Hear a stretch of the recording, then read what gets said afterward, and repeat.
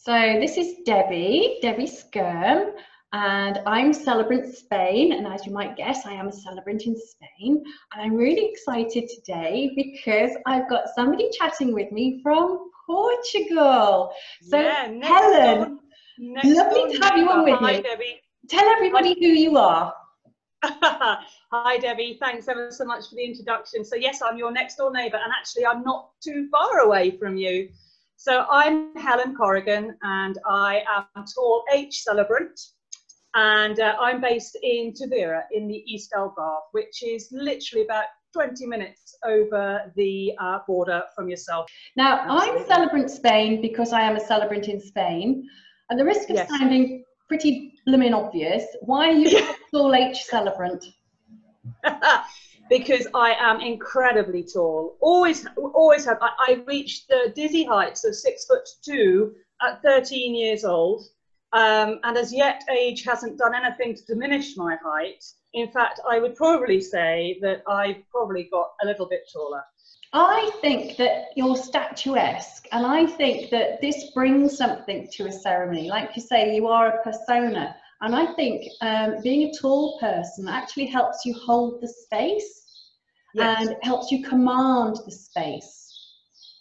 What do you think? Yes, because actually there's no escaping, Debbie, unless I fall over or I kneel down.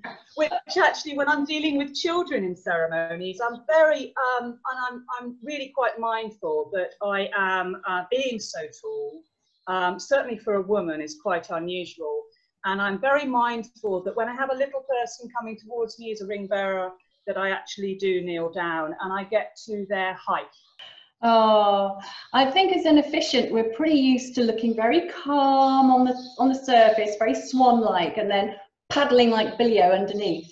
And absolutely. solving problems on the fly, and So I was going to say, with me, it's noise. We've spoken about this before. One of the favourite venues in Central Algarve, and I'm based in the east, and I'll say about that in a minute, but I'm referred ceremonies. I have the most amazing colleagues who refer ceremonies to me if they're unable to take them themselves, and two have particular have been incredibly supportive to me. And I find on the Central Algarve that basically it's always a cliff top. It's always a cliff top, and I've got the sea or I've got the wind, you know, and by that I actually mean the actual wind, you know, nothing more than that. But I just literally, you stand there and you think, oh my goodness me, and you're faced with 200 people like looking at you, crammed together on these chairs set up by these amazing wedding planners who, again, very lucky to work with some absolutely incredible wedding planners.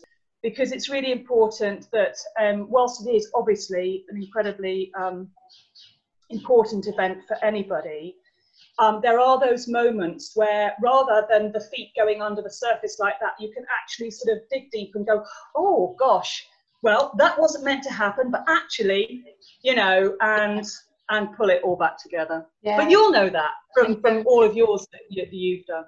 Yeah, I love big weddings because you get so much warmth back from the guests and you can kind of feed off that. If you think about when you were a kid and perhaps you went to the pantomime and the people on stage say, oh, no, it doesn't, and everybody in the audience say, oh, yes, it does. It's that kind of thing. There is a good party, isn't there, and a good relationship between the officiant and the guests. Yes, but I have been known to encourage hecklers at times. You know, anybody to, you know, please shout out if you know the answer. Quite often I'll put in statements about where a bride and groom have been, or, you know, the favourite places, and I might just throw it out to the guests. Again, it's very dependent. For someone listening to the two of us talking, it's very dependent on what the bride and groom want. A lot of the remits I get are that it is to be short, it is to be funny.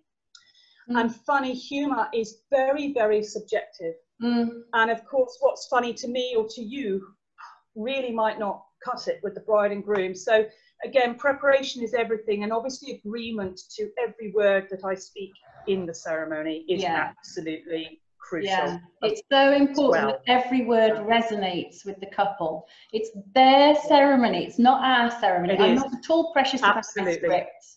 So I send them the script, and then I say, you know, get out your red pen and make sure that everything's absolutely 100% as you would like it. And I'm sure you're the same. And I'm the same. I actually thoroughly enjoy elopements and vow renewals with just the two people. I think it's a different skill set, and the intimacy, you're very much the third person in their relationship for that short period of time. And that's an incredible privilege. So you're talking about cliff tops just there. I love doing the elopements in kind of adventurous locations, which might be a cliff top or perhaps the corner of a palace that we've decided to meet up at, or in a national park or something. So have you been able to do any elopements or vow renewals at all, Helen? I have. My first wedding this year actually was an amazing 50th celebration, golden wedding, held at a chapel, would you believe, that was actually on their golf club land. Oh wow! In Portugal. Yeah, and yes, and I actually, in my apartment I'm in at the moment, I actually look over the golf course. It has the most amazing chapel that seated 12, and on the day we had 24, but it was an amazingly intimate ceremony. But strangely, yet again, humour really was it was the object of their desire. They had the most amazing 50 years together, and there were so many just brilliant snippets of tales that I was able to put together into a montage for them.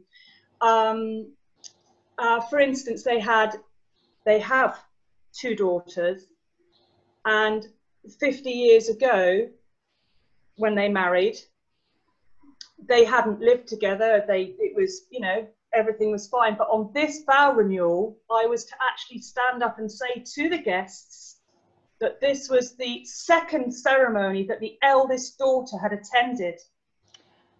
Well, it wasn't. That was her dad having a real dig at her. Well, everyone, all of them went, penny and drop. then just fell about laughing. And that was literally the first minute or so of the ceremony in the welcome that I was doing, and it set the tone. Yeah. No. So I come from a registration background. I became a registrar in 2005 of births, deaths and marriages back in the UK. And that's kind of what brought me into becoming an independent celebrant when I was over here in Spain. So what about you? Where did you train, or what brought you into celebrancy initially? For me, it was a chance remark by a great friend of mine who had asked me to speak at their birthday celebration. In 2018, I trained with Terry Shanks, and I did both the wonderful Terry. I did both the funeral, the celebration of life course, and then I obviously did weddings as well. Funnily enough, the first 2 ceremonies I did here in Tavira were celebrations of life for expatriates who had passed. And this is actually quite common. We have a lot of expatriates here, and we're the same with yourself, Debbie, that actually don't wish to go back to the UK. Their home is here in Portugal. And so when something happens, their family gather here to celebrate their life rather than back in the UK. We're both very lucky in that this is quite an unusual and difficult year, but we both still have weddings, both have destination weddings. So I'm always promoting destination weddings, most obviously because I'm here in Spain. But what would you say are the main benefits of a destination wedding, in your opinion? For me, I think certain destination weddings that I've obviously officiated at and then obviously been lucky enough to attend have definitely always had more fun in abundance, I suppose. It must be something to do with the sunshine and the weather. Yeah. And you've made a huge effort. You're not having to go to work on the Friday and then perhaps attend a wedding ceremony on Saturday. Most people will take 3, 4, 5 or 6 days or even more to come over.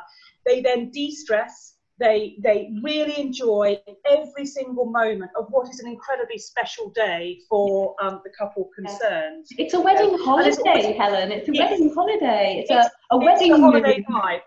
You know, it's a holiday vibe. It's when sort of the bride and groom attend their big day, and you can see actually they've obviously been out celebrating and partying hard the night before or whatever, you know, but everybody's got that lovely mindset. And of course, we're blessed here in Portugal. We have some amazing planners, but we also have an amazing amount of venues that work very hard with brides who wish to do it themselves. Again, that's really good. Yeah.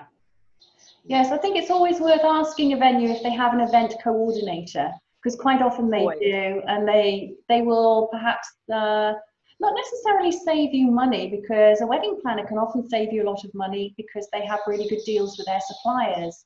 Yes. They're used to buying in bulk, if you like, or contracting people regularly, so they get the better prices.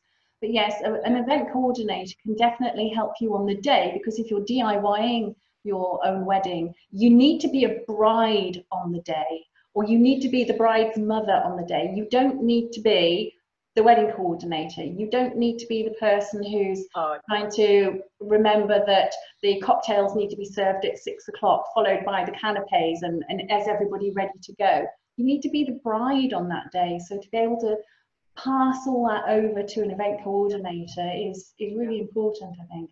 With the country villas, we've had a couple of health spa villas open locally to me, specialising in vegan cuisine, organic weddings, let's say, and they are definitely gaining, very rustic, very rural, and there's definitely a trend upwards here. I was also asked whether I could find a goat. Well, luckily a friend of mine here has goats, which is great. So, you know, I mean, I'm all for a goat at a wedding. I mean, to be honest, just bring it on. Any animal is fine by me. But yeah, they had a specific request for a goat. So I do have a friend with goats. So that's good. Can I ask what the goat's going to do at the wedding, Helen? I have no idea. I'm hoping it might be the ring bearer. I mean, that would just be phenomenal for me. I honestly don't think that we'll top that. So we'll kind of wind this chat up. I think you might. So I think you might.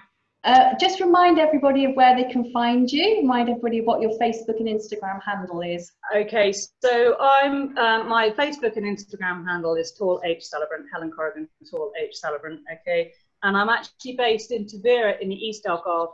I do travel the whole of the Algarve, but I have some amazing colleagues, Leonard Beard, Lucy Fox, Anne McGuff, on who do Central and West.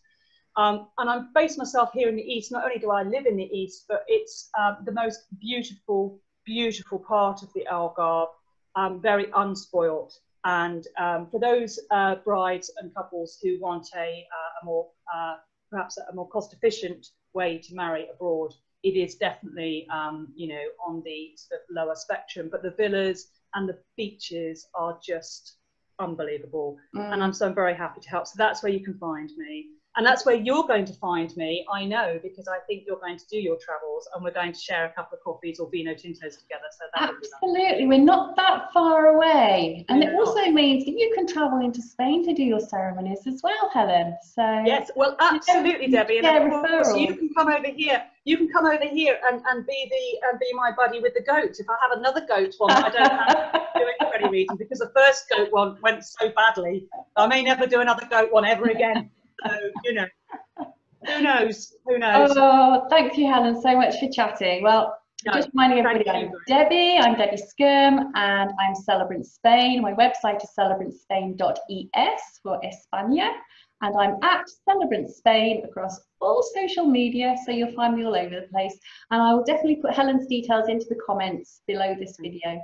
So, Helen, thank you so much. No, thank you very much. It's been amazing. Thanks, Debbie. I should say obrigada, is that right? Obrigada? Yes, obrigada. Muito obrigada, minha amiga. Obrigada. Okay, Helen, thank you very much.